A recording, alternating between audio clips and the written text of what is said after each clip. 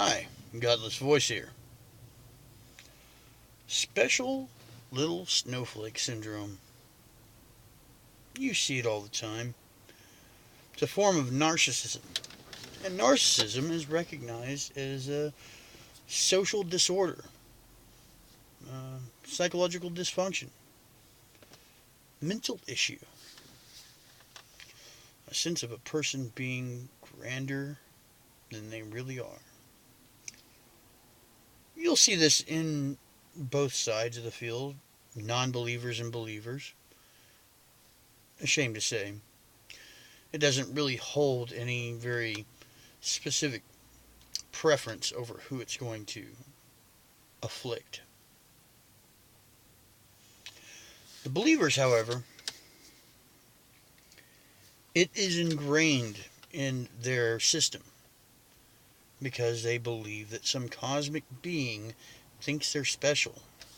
That all this universe, this galaxy, this existence, it's all around them being very special to a very omnipotent overlord. And I said this is going to be related to death. Well, here's how. This is the outcome of 300,000 to 70,000 years of attempting to avoid death.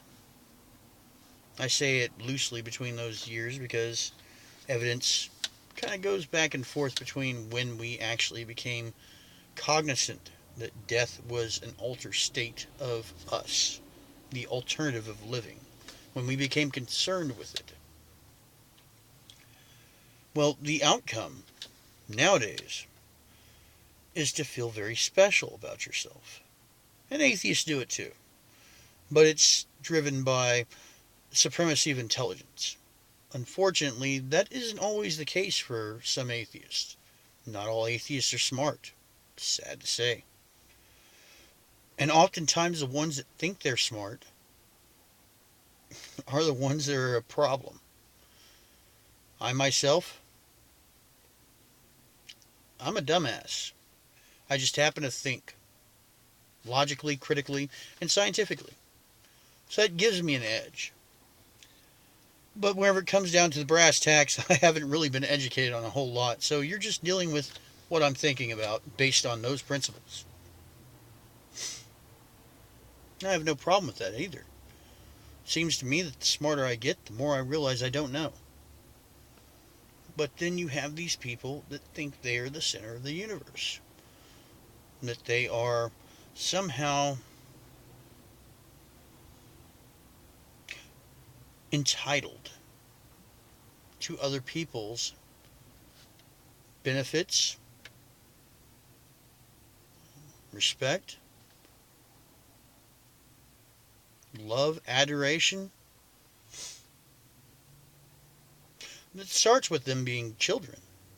And they're very young. You've heard it a million times. She's my little princess. Yeah, you're fucking her up in the head. Thank you very much for that. Nobody is a princess. Nobody is a prince. Nobody is my little badass. Unless you're referring to how they're obnoxious and being a wreck. But, holding these high standards to your children tends to corrupt their sense of self-worth. Not that they think poorly of themselves, but they don't have a sense of reality about what they think of themselves. They're not humble. They don't accept that they could possibly be wrong. And that's one of the outcomes that comes with this narcissistic behavior that we inflict upon our children. When you make them feel like they're a princess, or make them feel like they're a little prince, that they're special, that they don't have to take shit from nobody, you are wrecking their future. It's not appropriate to do that. And what ends up happening is you get these self-entitled pricks and bitches that you run into on a day-to-day basis, think they're better than everyone else and expect everyone to believe it. And this ultimately does derive from that long, long historical urge to defy death.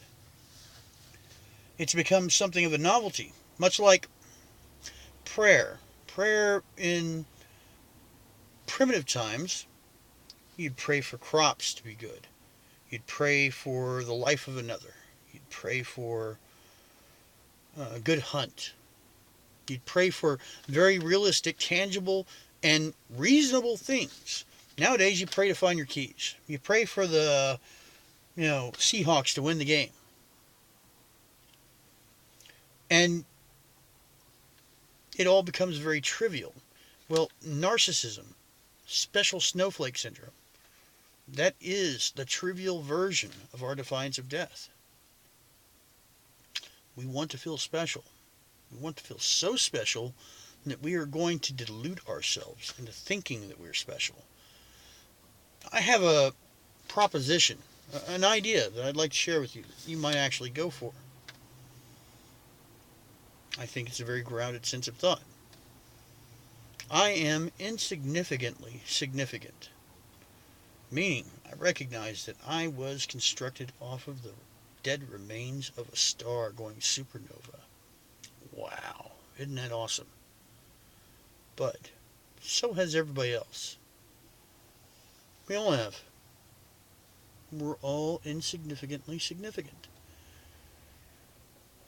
And it's in that we should find a sense of being grounded and yet still have the urge to carry on. Granted, everybody was built out of star stuff.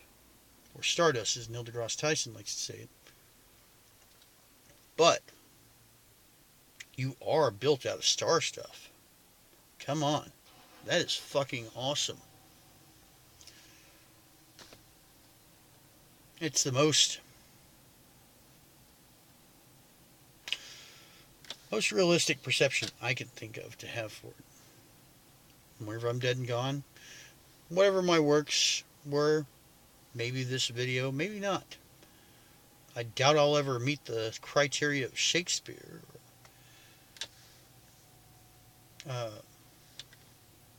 Hitchens even, Freud. None of those people. But maybe I will, who knows. Chances are I probably won't. But I won't have any control over that. I'll be long dead and gone, so I really shouldn't worry about whether or not I actually make it that far. What I should worry about is whether or not I have made a valid and honest effort, an intellectually informed effort, to be a productive member of society, to actually involve myself in making the place better. As they say, leave the place better than you found it. Very sensible concept there. People that have that special snowflake syndrome are the users of that. They're the antithema of people like me. And hell, I work at UPS. I'm a loader. How much more grounded can you get? I get paid less money than a McDonald's worker at this point. But I've got ethics. I've got a grounded standard. And maybe I'm a little bit of an idiot to think that the company is actually going to cover for me eventually. We'll see. We'll see. But until then, I do realize that certain sacrifices must be made in order to achieve. If I want something, I have to give something. And if I want to become something, I have to work towards it. Special little snowflakes never get that far. They get you by the surprise factor, though. For a moment, sometimes they come into the scene and they surprise everyone with their confidence.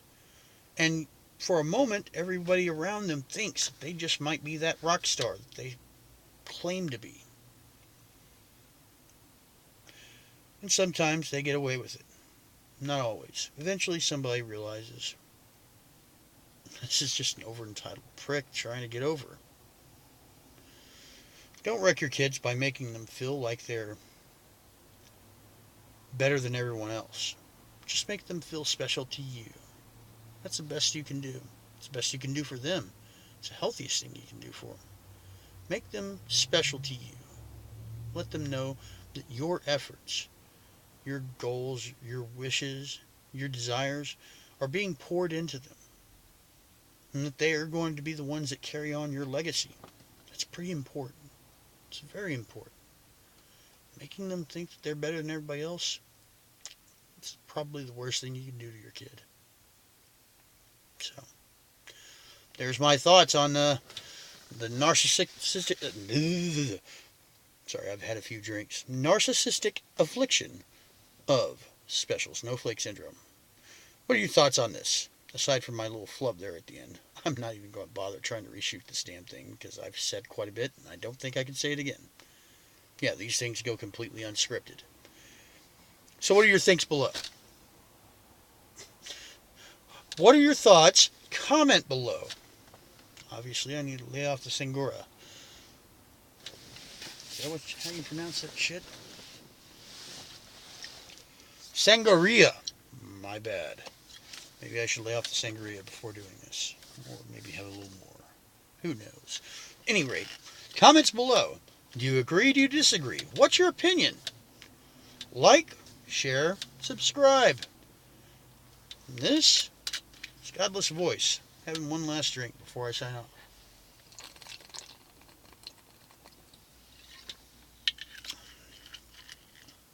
Good night, folks.